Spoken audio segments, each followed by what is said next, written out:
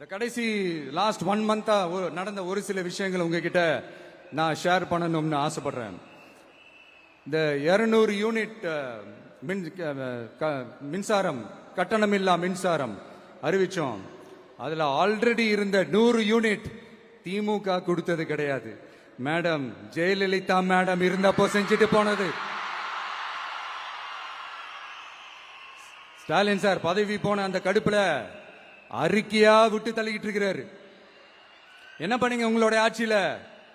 மக்கள் பணத்தை டாஸ்மாக்ல இருந்து அடிச்ச அந்த பணத்தை ஊழல் செஞ்ச அந்த ஃபைல க்ளோஸ் பண்றதுக்கு அலையா அலைஞ்சிங்க. ஆனா இந்த விஜய் மக்களுக்கு தொந்தரவா இருக்கிற அதே டாஸ்மாக க்ளோஸ் பண்ணா. விவசாயிகளோட அந்த கடனை தள்ளுபடி மேக்சிமம் இந்த 1 மந்த்ல என்ன செய்ய முடியுமோ அத செஞ்சான். நீங்க தான் அந்த நிதி சம்பந்தமா இருக்கிற எல்லா கேட்டையும் லாக் பண்ணி வச்சுட்டு போயிருக்கிறீங்க. அதை சரி செய்ய வேணாமா? அதை ஒழுங்குபடுத்த வேணாமா? அதனால மறுபடியும் சொல்றேன், இந்த விஜய் பொய் சொல்லி ஏமாத்துறதுக்காக அரசியலுக்கு வரல. உங்க கூடவே நிக்கிறதுக்காக மட்டும்தான் அரசியலுக்கு வந்திருக்கிறேன். அதுல எந்த மாற்று கருத்துமே கிடையாது. கவலையப்படாதீங்க விவசாய பெருமக்களே. அடுத்து இந்த சட்டம் ஒழுங்கு அது சரியில்லை இது சரியில்லைன்னு சொல்லி திமுகவும் மற்றும் பலரும் மாறி மாறி கூவுறீங்க. நான் ஒண்ணு கேட்கிறேன், இந்த மாடல் அரசுன்னு சொல்றீங்களே, அதுல என்ன செஞ்சு வச்சுட்டு போயிருக்கீங்க? ஒரு ஊரு விடாம ஒரு தெரு விடாம போதை பொருள் கலாச்சாரம் அப்படியே ஸ்ப்ரெட் ஆகி கொட்டி கிடக்குது. அது அப்பவே இனிஷியல் ஸ்டேஜ் அதை நீங்க கண்ட்ரோல் பண்ணிருந்தீங்கன்னா இத்தனை பெண்களை இழக்க வேண்டிய ஒரு சூழ்நிலை ஏற்பட்டிருக்குமா? எல்லாத்தையும் பண்ணிட்டு பழிய தூக்கி ஏன் மேல போடுறாங்க. நீங்க என்ன பழி நம்ம மேல போட்டாலும் மக்கள் நிம்மதியா வாழக்கூடிய அந்த செயலை கண்டிப்பா இந்த விஜய் செஞ்சுதான் காட்டுவான். அதுக்காக தான் எஃபிஷியன்டான போலீஸ் ஆபீசர்ஸ் அப்பாயிண்ட் பண்ணியிருக்கிறேன். எஃபிஷியன்டான அந்த போலீஸ் ஆபீசர்ஸ் டீம் அப்பாயிண்ட் பண்ணியிருக்கிறேன். பெண்கள் பாதுகாப்பான அந்த சிங்க பெண் காவல் படை நெக்ஸ்ட் வீக் அதை இனாகரேட் பண்ண போறோம். தப்பு செஞ்சவங்களுக்கான தண்டனை, அதுக்கான சார்ஜ் ஷீட் எல்லாமே ரொம்ப ஃபாஸ்டா ரொம்ப ஸ்பீடா செய்யறதுக்கான அந்த வேலையை செய்ய சொல்லி இருக்கிறோம். கோர்ட்ல கூட தப்பு செஞ்சவங்களுக்கான அந்த கடுமையான தண்டனை வாங்கி கொடுக்கிறதுக்கான அந்த வேலையையும் ரொம்ப சீக்கிரமா செய்ய சொல்லி இருக்கிறோம். அதனால நீங்க என்ன பழி நம்ம மேல போட்டாலும் உண்மையா உறுதியா மக்களுக்கு தேவையான எல்லா விஷயங்களையும் இந்த விஜய் செஞ்சுதான் காட்டுவான். இப்படி எல்லாம் நம்ம சொல்றதுனால இவங்க என்ன சொல்லுவாங்க தெரியுமா? அவங்க தான் ஆட்சியிலேயே இல்லையே, அப்புறம் ஏங்க அவங்கள குறை சொல்றீங்க அப்படின்னு கேட்பாங்க. வேர்ல வெந்நிய ஊத்திட்டு போனவங்கள வெளிச்சம் போட்டு காட்டாம பின்ன வேற என்ன சொல்லுவாங்க? இதெல்லாம் மக்கள் கிட்ட நம்ம தெளிவா எடுத்து சொல்லணும் இல்லையா? அதுக்காக தான் இதெல்லாம் சொல்லிட்டு இருக்கிறேன். நம்ம மக்களுக்காக இவ்வளவு வேலை பார்க்கிறோம். ஆனா இவங்க அதையெல்லாம் விட்டுட்டு குதிரை பேரம் பண்றாரு, அது பண்றாரு, இது பண்றாருன்னு சொல்லிட்டு தப்பா கதையெல்லாம் அடிச்சு விட்டுக்கிட்டு இந்த தீய சக்தியும் தீந்து போன சக்தியும் அதாங்க திமுகவும் மற்றும் பலரும் ஒன்னா சேர்ந்துகிட்டு திருட்டுத்தனமா யாருக்கும் தெரியாம ஒரு ஓரமா மூலையில உட்கார்ந்துட்டு பேரம் பேசி கூட்டு சேர்ந்து ஆட்சி அமைச்சு கொள்ளையடிக்க திட்டம் போட்டாங்க. அது ஏன் தெரியுமா?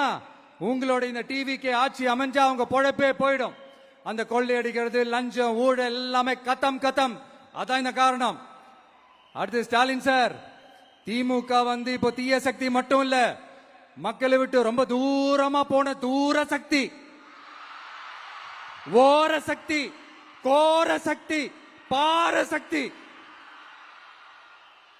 நீங்க எப்போ இந்த தீந்து போன சக்தியோட நீங்க கூட்டு சேர்ந்துகிட்டு ஆட்சி அமைக்கணும்னு நினைச்சீங்களோ அப்பவே இந்த திமுக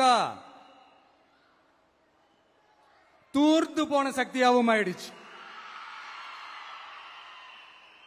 நீங்களாம் நம்மளை பத்தி அவதூறு பேசலாமா சார்? இது நியாயமா?